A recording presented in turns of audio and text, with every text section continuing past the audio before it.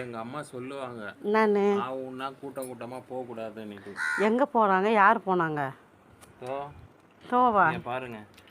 ஆவுன்னா ஆரவாரமா கூட்டம் கூட்டமா போய் இப்படி அநியாயமா செத்து கிடக்குறாங்க கடாயில. இவ்வளோ வக்கனையாக பேசுறிய, அப்போ அந்த மீன் சாப்பிட மாட்டியா நீ? சமைச்சா சாப்பிடுவேன். அதுக்கு தான் நமக்காக அவங்க உயிர் தியாகம் பண்ணியிருக்காங்க. அதை நினச்சி நான் பெருமைப்படுறேன். அப்புறம் எதுக்கிட்ட நீ சொல்கிற? சொல்லு. இல்லை, இவங்களுக்கெல்லாம் ஒரு பாடமாக இருக்கணுன்றதுனால கூட்டமாக போகாதீங்க, எங்கே போனாலும் தனியாக போங்கன்னு சொல்கிறேன். அப்புறம் ஒரு மீன் 1000 ரூபாய்க்கு விற்பாங்க, வாங்கிடுவியா? நான் ஏன் அந்த பக்கம் போகிறேன்? பார்த்தியா? வீட்டிலே பள்ளம் நோண்டி மீனை வளர்த்துட்டு போகிறேன். ஆஹா, என்னென்ன சொல்கிறேன் பாருங்க. நீங்கள் என்னைக்காச்சும் இந்த மாதிரி யோசிச்சிருக்கீங்களா? கூட்டமாக போகிறனால தான் இவங்க மாட்டிக்கிறாங்க, தனியாக இவங்க போனால் மாட்ட மாட்டாங்கன்னு நினச்சிருக்கீங்களா? எங்கள் மாம்ஸுக்கு புது புது ஐடியா வரும், அதெல்லாம் உங்கள் கூட டெய்லி நாங்கள் ஷேர் பண்ணுறோம்.